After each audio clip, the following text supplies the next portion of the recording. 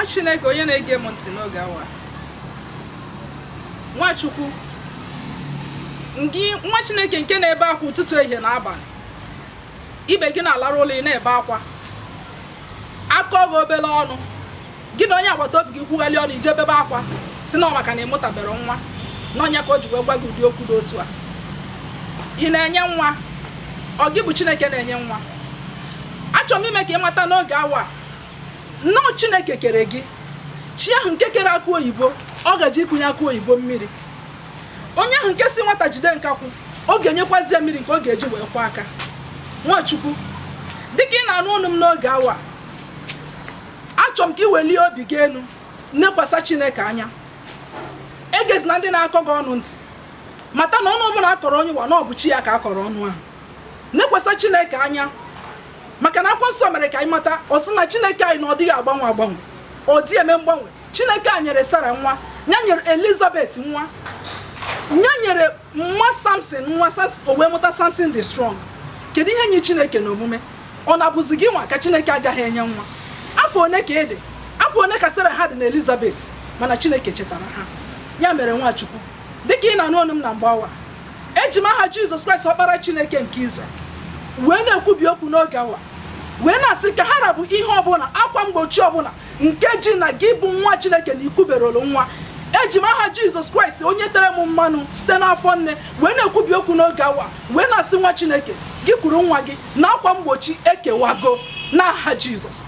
Asị m akwa mgbochi ọbụla nke ji wee gbochie ọnụ ụzọ gị, ọ bụ ihe nna nna metara, ọ bụ ihe ndị gboo metara, ebe ọbụla o si, evil foundation niile, ancestral powers niile, occultic powers niile, marine powers niile, witches and witchcraft niile nke nọchiri akpa nwa gị si na ị gaghị enwe nwa, na ị gaghị ekuru nwa dịka ụmụ nwaanyị ibe gị, na ọnụ ọchị agaghị awa gị. Eji m aha Jizọs Kraịst ọkpara Chineke, n'ihi na akwụkwọ nsọ mere ka mmata na akwụkwọ Filipians isi nke 2 malite na amaokwu nke 9 wee ruo na 11, ọ wee sị m na Chineke na-enyego nwa ya aha kasị aha niile. O sị na ọ bụrụ na m akpọ aha Jizọs Kraịst na ikpere niile ga-egbu, na ọnụ niile ga-ekwupụtakwazi na Jizọs Kraịst bụ ọkpara Chineke. Ya mere dịka m na-akpọ aha Jizọs Kraịst n'oge awa dịka ugbu a, ka ha rabụ ikpere ọbụla nke ji akpa nwa gị, ana m ekwubi okwu ka o gbuo ugbu a n'aha Jizọs Kraịst, ka ọ hapụ gị n'aha Jizọs Kraịst. Nwachukwu kwuru nwa gị n'aha Jizọs, Nwachukwu kwuru nwa gị n'aha Jizọs, Nwachukwu kwuru nwa gị n'aha Jizọs. Ọ bụ na ikwere nke a ikwuo amen.